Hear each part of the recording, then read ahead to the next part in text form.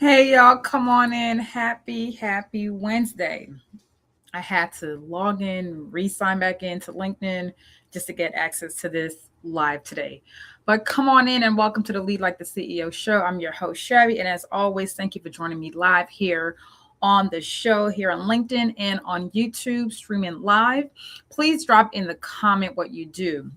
And before I get in, the last couple of weeks we've been talking about 4 lessons school leaders can apply to pretty much create a thriving school. And today we're going to be focusing on part 3. We talked about in part 1, we talked about the self leadership. We talked about the strength of that school leader and how they can apply these things to build and lead a thriving school. And today we're going to be talking about stewardship. Okay, we're focused on stewardship, and I'm going to share 5 things that you as a school leader must do when it comes or must manage as you are creating and building a thriving school. So come on in, say hello. And for those who are new here, welcome. If this is your first time joining me live, please drop a 1 in the chat, okay, so I can welcome you. And I am your host, Chevy, retired Air Force veteran after 22 plus years. But what I do now in my leadership company, which is Mac Leadership Academy, we focus on helping principals, superintendents, and assistant principals like yourself to lead high performance school without running themselves into the ground or burn themselves out. And we do that in multiple ways, whether that's through our 4-week program, one-on-one support, which is executive advisory, but also operational consulting to help you build and lead a thriving school.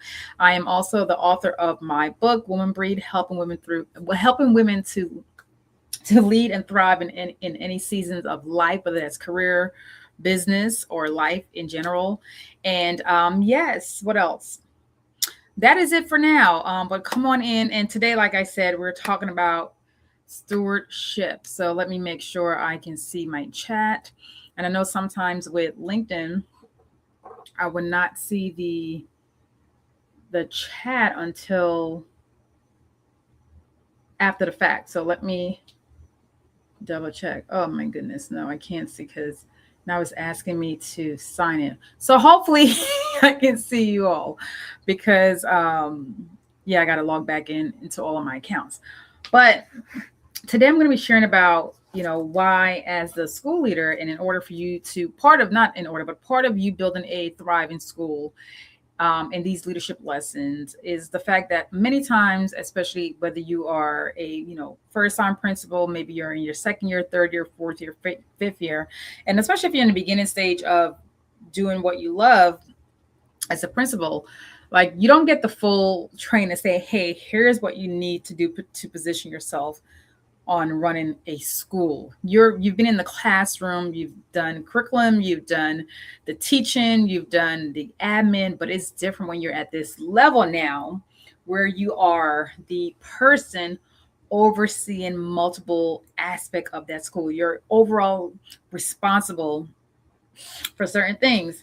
And when it comes to stewardship, and from someone who is retired from the military after 22 plus years, stewardship of resources was critical to the execution of the mission, the people, and all the things. So the 5 things I'm going to talk about today is the first one is self. I know I've talked about self and the self-awareness piece, and I'm going to keep harping on that consistently. Okay. And the reason is because when it comes to stewardship is not stewardship of just the facility, the money, the people. Like it truly starts with you as that school leader. So as you are navigating in that role, you need to look at how are you stewarding yourself in the sense of how you are showing up, in the sense of how you are leading, how you are communicating to yourself, but also to your people as well. And I talked about this more, not the stewardship aspect, but the communication aspect in my live workshop that I did yesterday, which was titled Lead Well, Retain More.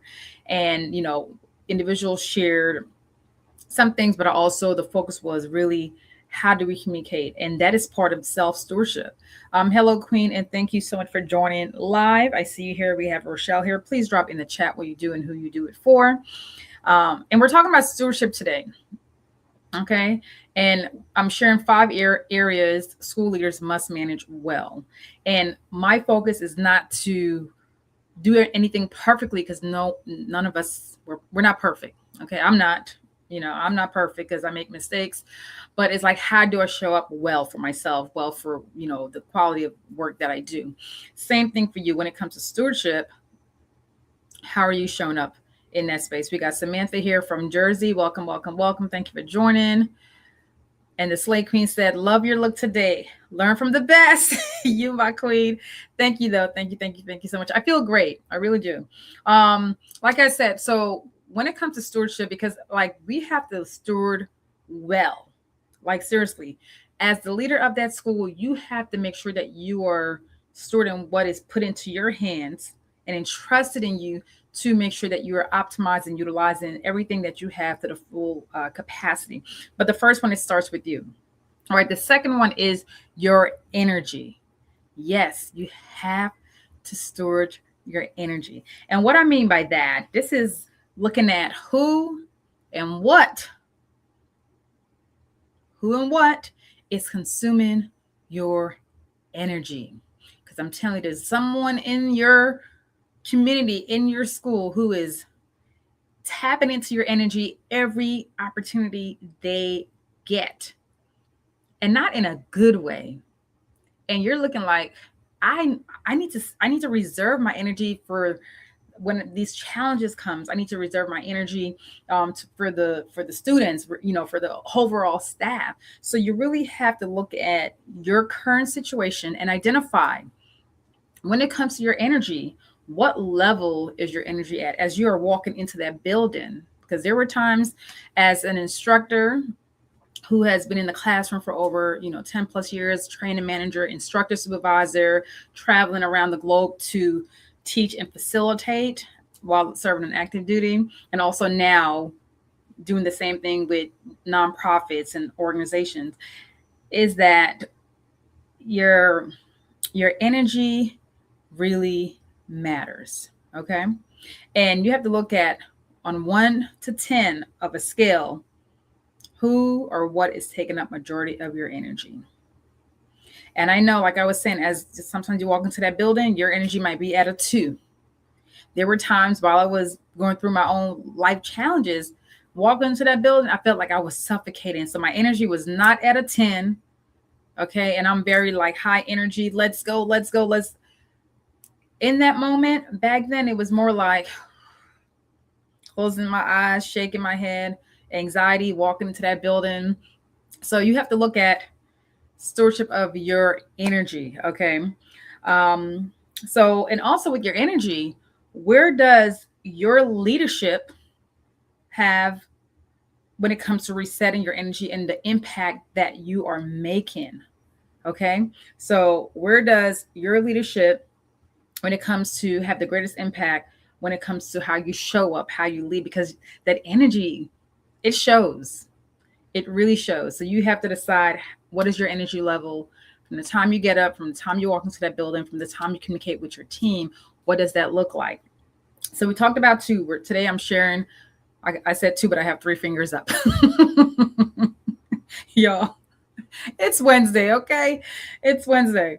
But today, like I said, I am sharing with you my school leaders, my principals, my assistant principal who are in the role. Maybe you're currently, like, this is your first year as a principal, which is exciting, but also nerve-wracking, scary, but also fun and challenging. And I'm sharing with you today 5 areas school leaders like yourself must manage well. And we talked about self, we talked about energy, and the next thing we're going to talk about is time. Okay. And we all have the same amount of time, but sometimes we feel like we have no time. And as a mom of 3, a single mom raising 3 kids at different ages, okay, 9, 14 years apart, and then my business, and then living life and still trying to enjoy myself as well. To time, you got to make time, and you have to make sure you're being good steward of your time. Am I a good steward of my time all the time? No. I'm gonna be realistic with you. I am not. Some days I'm like, I should be doing this, but I'm like, you know what? I want to relax today.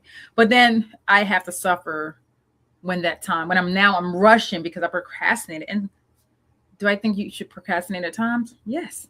It's good to relax. It's good to just give your brain a time to just kind of not do anything, not to think, just be with yourself. Okay. But time, you want to look at your time, but also your people's time. Okay. And the reason I say not only your time, because your time affects your people time. So if you're hosting meetings after meetings after meetings after meetings, now you have taken away 30 minutes, an hour, 2 hours from your team, your people, to do what they need to do to support the student, deliver X, Y, and Z, because you have taken their time. On active duty, I've been in meetings multiple times where leaders are just talking, and I'm like, what decisions are we making? Because we're just going to come here tomorrow, next week, and we're talking about the same thing. So if you are that leader, you have to be a good steward of not only your time, but your people's time as well. And you have to look at what are the priorities, like true priorities, because everything is not a priority. Okay.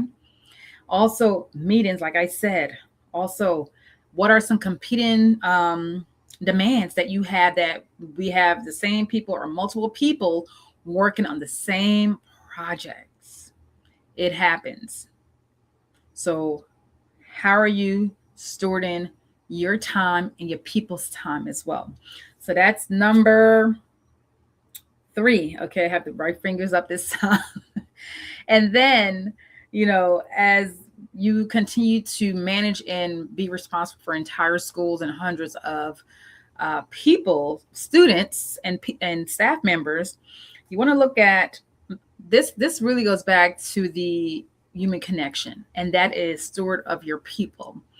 And when I say this, I mean like really, one, connecting to your people, understanding your people, looking at their strengths as well, because one thing that I talked about in my workshop yesterday was really identifying the voices of your people as well too.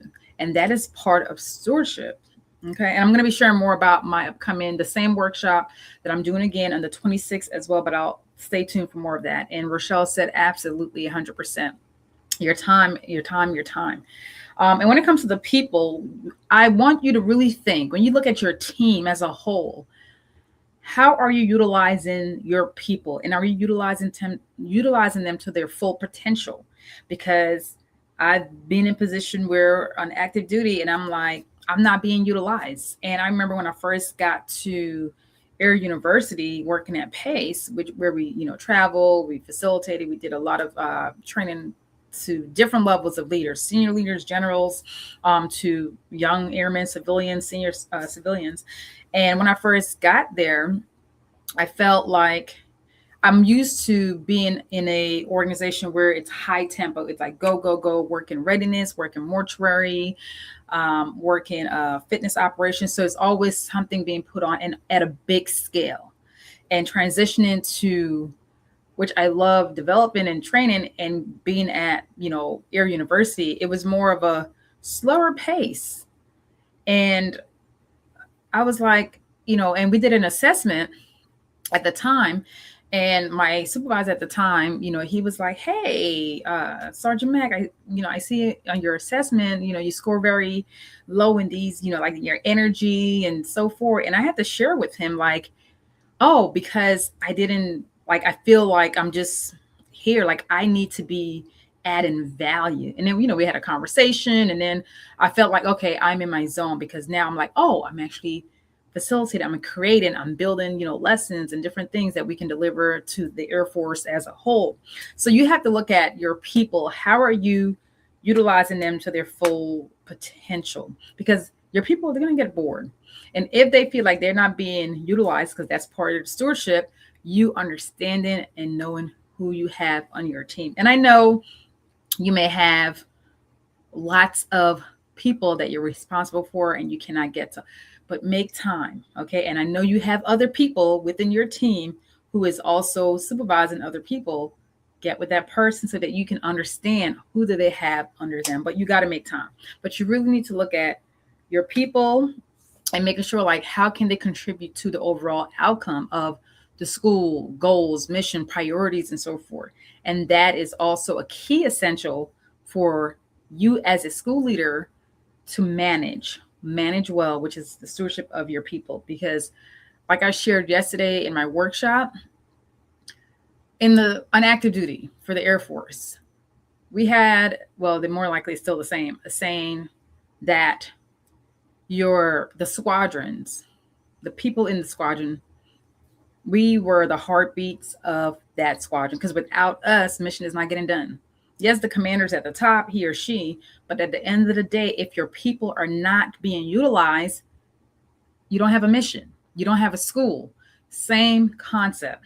Okay, so make sure that you are being good steward of your people. And also, I will share this, sometimes too we have quality leaders in your school, but you don't utilize them because of friction and conflict. That's not being a good steward of your people as well.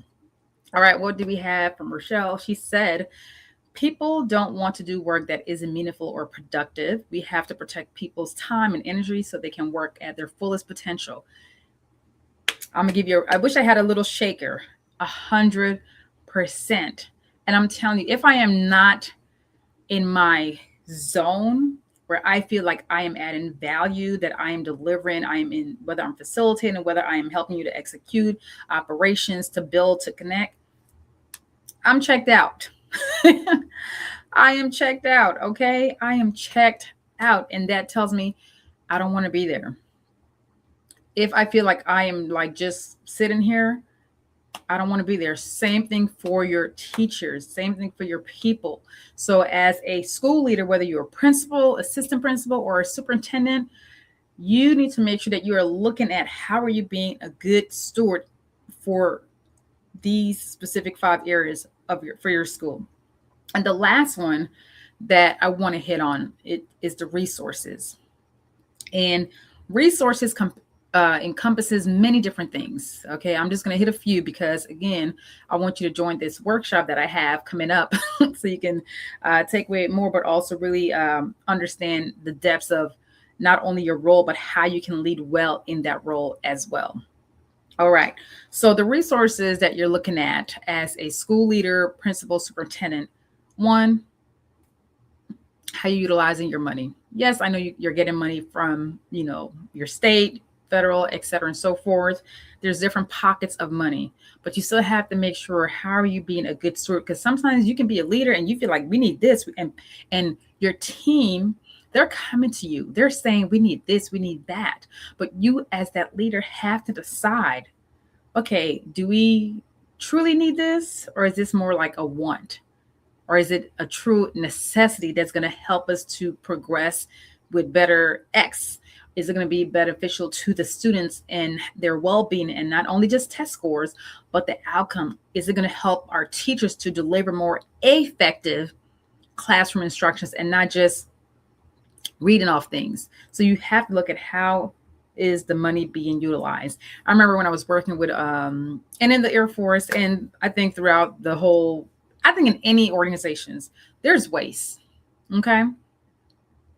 Drop waste in the chat. There's waste. And there's going to be a little bit of waste, but you have to look at how much waste are you consuming and having in your school because of mismanagement of funds. Okay. Because it does happen.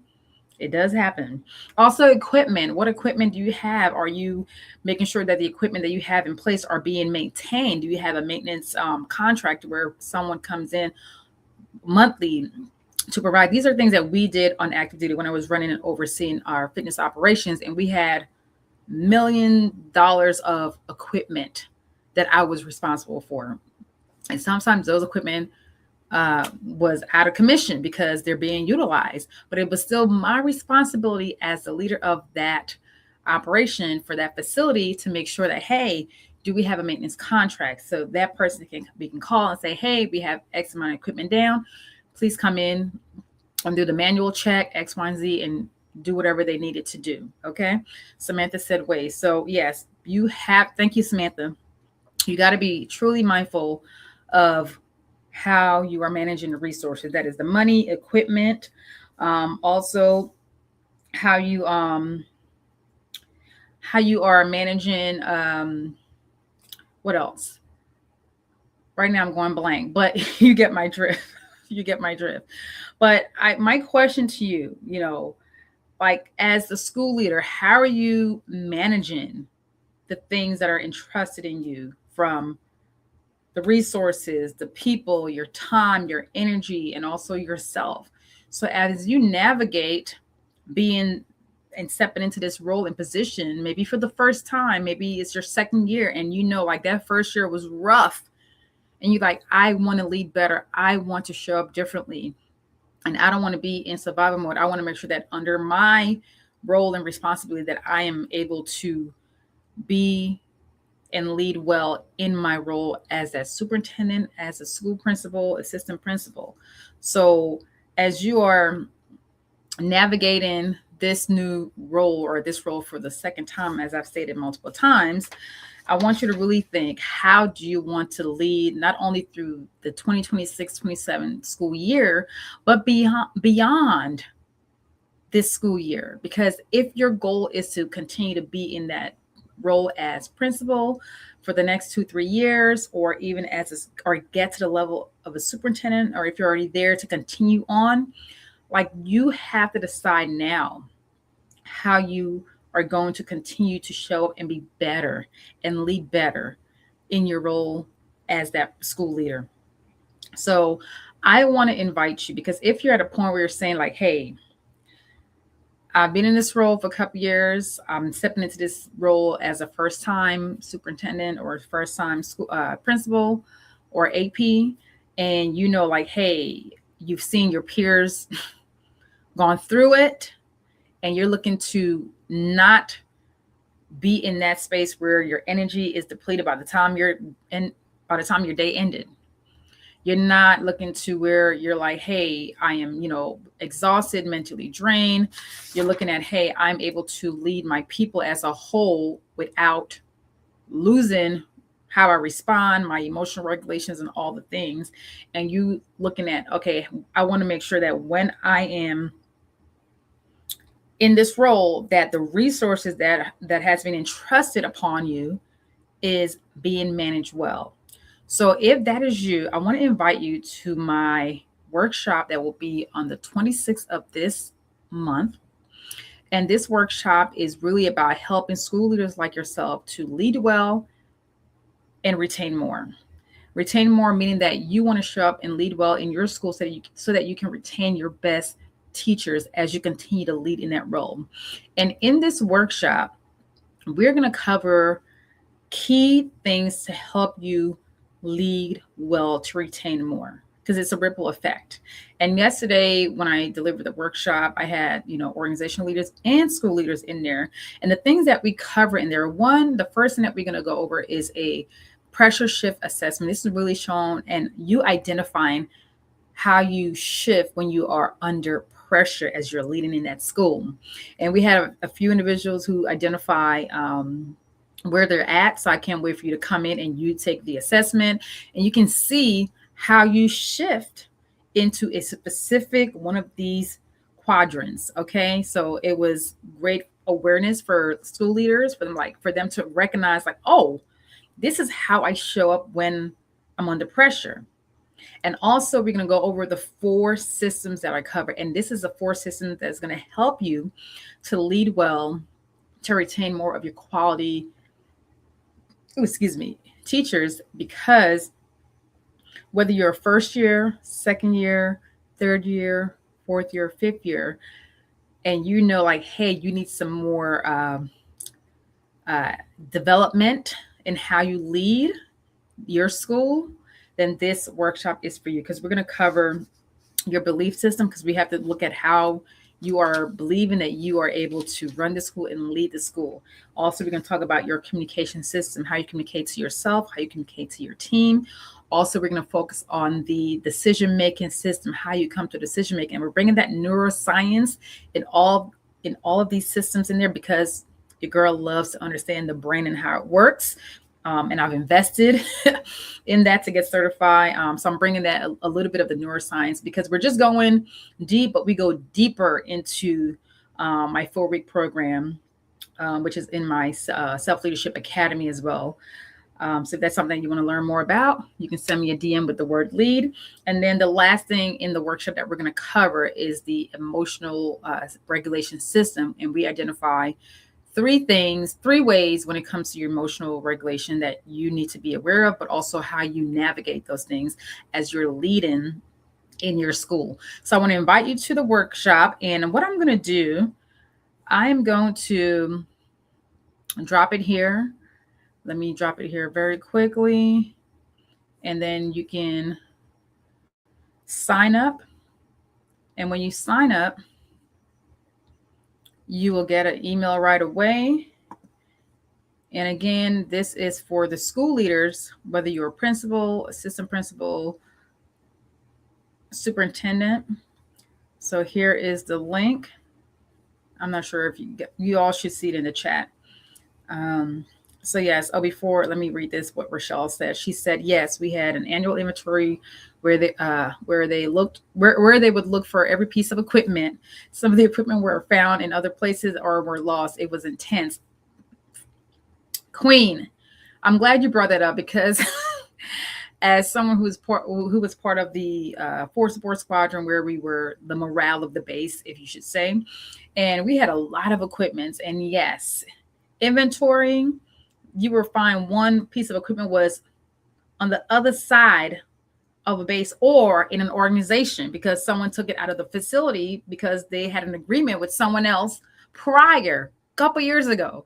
So definitely. So when it comes to stewardship and like truly being that leader who is stewarding the things that they have well, again, these are 5 things that I want you to remember and apply as you're leading in your school. Stewardship of self, your time, your people, your resources, and your energy. But I want to thank Rochelle for being here live. Thank you, Samantha, for being here live as well, too. And if you're watching this later on, #replay. And if you are like, hey, I need to connect with Chevy, you can send me a DM, you can follow me, or you can drop a question here in the chat.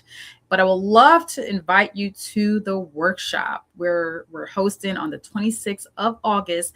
And the workshop will be held in the evening at 6 p.m. Central, 7 p.m. Eastern time, because we did it yesterday at 11 Central. So I'm just looking at the different times because I know most of you are back in school, but the evenings should work better for you. So if you're like, hey, I can make it. And also there will be a 48-hour replay. So if you're like, hey, I would love to attend, but I cannot be there live, I would love to have you live, of course. But if you got something more pressing because of life, the school, but you still want to be part of this, please click the link right here to sign up. And any questions that you have about what I've shared today, or about the workshop, or about my Self-Leadership Academy, you can just send me a DM with the word lead. And I want to thank you all for joining me live as always. And I'm your host, Chevy, retired Air Force veteran of 22 plus years. And now I support superintendents, principals, to lead high-performing schools without running themselves into the ground. And I'm the author of my book, Woman Breed, and I'm a facilitator, executive leadership, and advisory consultant. So thank you again for tuning in. And yes, Rochelle, it was crazy. It was crazy. And that's why we have to be good stewards of our resources, okay? All right, y'all. Well, thank you so much for joining me on the Lead Like the CEO show. And again, #replay, and share this live with someone that you know who's in the school community. And you're like, hey, you need to follow Chevy, whether that's on YouTube, on my page, Lead and Live Well, or right here on LinkedIn as well, too. So share this with them because you know that person more than likely needs this type of information, but also someone like me in their community. All right, y'all. Well, have an amazing Wednesday and see you all next Wednesday. And oh, yes, before I go, we will be closing out this series And again, this series was all about giving you all 4 leadership lessons as a school leader to create a thriving school. And today was part 3, where we talked about stewardship. And next Wednesday is the last series, part 4, where we're going to close out on sustainability. Okay. And this S4 leadership framework is part of what I teach, whether it's speaking, training, but also it's in my book as well. So stay tuned for that. And we're talking about how do we sustain ourselves. Okay. So yeah, I'm looking forward to that conversation. Again, thank you all ladies for joining me in Hashtag Replay. And y'all have an amazing Wednesday as always. See you all.